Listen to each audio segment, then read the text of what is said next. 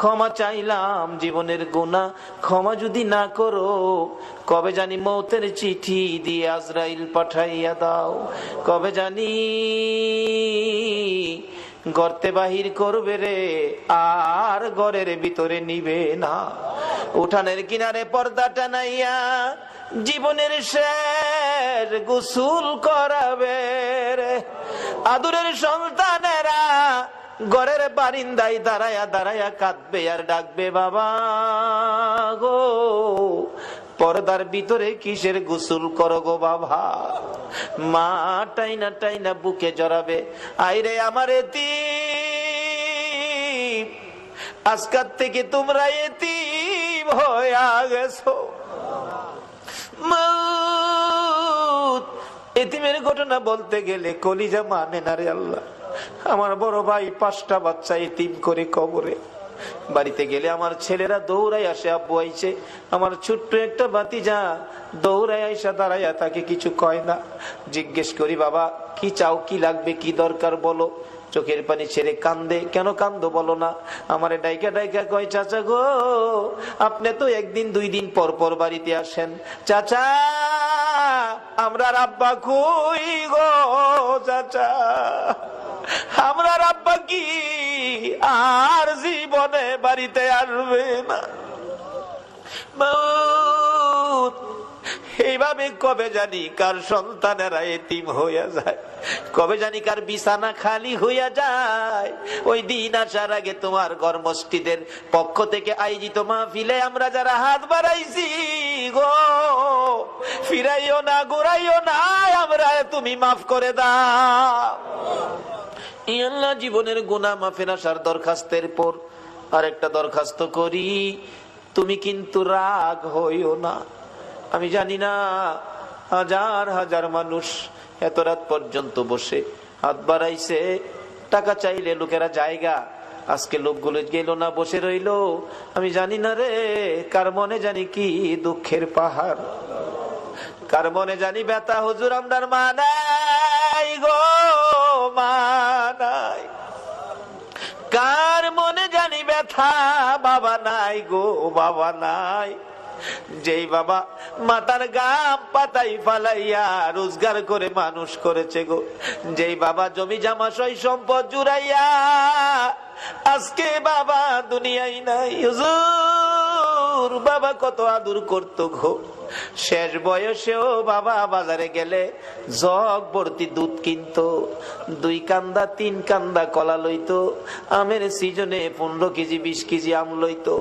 বাবা হাঁটতে পারে না, তারপরও দুধ কিনা, আম কিনা, কলা কিনা বন্ধ করে না। লোকেরা জিগাই, বুড়া বয়সে এই পূজা কার জন্য বইতাছো, নিজের জান চলে না কেন এইগুলি লইছো।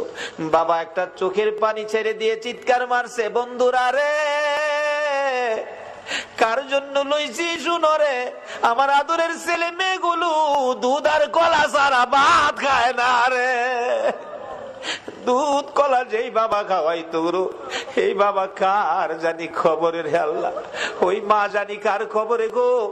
মার কুলে তাইকা মার কুলে কত পসরা পায়খানা করছি, অন্য মহিলারা নাকে কাপড় দিত, তোমার আমার মা জীবনে কোনদিন নাকে কাপড় দেয় নাই। মা সন্তানেরা যদি কোথাও যাইতো, রাত্র 12টা 1টাও যদি বাজছে, সারা গ্রামের ঘরের দরজা বন্ধ হয়েছে, মা দরদি দরজাটা খুইলা বিনাইয়া বিনাইয়া কাঁদছে। একটা গাছের পাতা যদি পড়ছে, একটু আওয়াজ যদি হইছে, মা 2 কদম সামনে গিয়া একটা চিৎকার মারছে, বাবা আইসনি, আমি তোমার মা দাঁড়াইয়া রইছি। বাবারে বাড়ির দিকে তাকাইয়া দেখো, এই দরজা জানি কার বন্ধ হইয়া গেছে। এই মারে কবরে শুয়াইয়া, বাবারে কবরে শুয়াইয়া চোখের পানি কার জন্য রাখছো। মৌদ্রে মায়ের অভাবী ছেলেরা কি করে, এতদিন তো শুধু বলতাম, এখন তো নিজেও মার অভাবী। একটা মায়ের অভাবী ছেলে বিদেশ থাকে, সপ্তাহ সপ্তাহ টেলিফোন করে, মা মা তুমি কেমন আছো, আমারে জানাইও। মা কই, বাবা বিদেশ গেছো টাকার জন্য, সপ্তাহ সপ্তাহ টেলিফোন করে টাকা নষ্ট করলে কেমনে হইব? টাকা চিনো রে বাবা, টাকা চিনো। ছেলেটা টেলিফোন করে বলতেছে, মা মা গো, আমারে বাধা দিও না গো মা, আমি টাকা চিনি না, আমি চিনি আমার দরদি মা। সপ্তাহ সপ্তাহ টেলিফোন, হঠাৎ করে মা স্ট্রোক করে মারা গেছে। এলাকার লোকজন কয়, ছেলেটারে মৃত্যুর খবরটা দিও না, দিলে আত্মহত্যা করবে। একদিন এক রাত, 2 দিন 2 রাত, 3 দিন 3 রাত, যেদিন পার হয়ে যায়, ওই বিদেশের মাটির থেকে ছেলে স্বপ্নে দেখে মা ডাকতেছে, রে মন্নান, টেলিফোন কার কাছে করবি রে?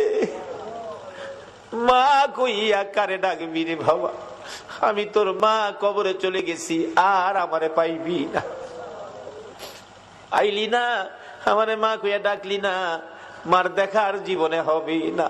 ঘুম থেকে উঠে মা মা কইয়া কাঁদতেছে। বন্ধুরা বলেন, কি হলো তোমার? আমি স্বপ্নে দেখেছি মা নাই, দেশে থাক, দেশে আর চাকরি করব না, দেশে চলে যাব। সকালবেলা টেলিফোন করছে, বড় ভাই টেলিফোন ধরে, মন্নান, সপ্তাহ হইলে টেলিফোন করবি, আজকে কেন টেলিফোন করলি? ভাই, আমি স্বপ্নে দেখেছি আমার মা নাই গো। ভাই, আগে সত্য করে কও, আমার মায়ের খবর কি? খবর যদি না কও, আমি কালকেই বাড়িতে চলে আসব। মায়ের কাছে দাও, মায়ের সাথে কথা বলবো। মার কাছে যদি টেলিফোন না দাও, আমি কিন্তু কালকে বাড়িতে চলে আসব। বড় ভাই টেলিফোন ফালাইয়া একটা দৌড় মাইরা মায়ের খবরের পাশে, মা মা গো, তোমার পাগল খবর পাইছে গো, কালকে বলে বাড়িতে আইব। বড় ভাই সকালবেলা মাইক্রো ভাড়া করেছে, বুড়া বাবা পিছে পিছে ডাকতেছে, আমারে সঙ্গী করি লইয়া যা রে, মায়ের পাগল রে কে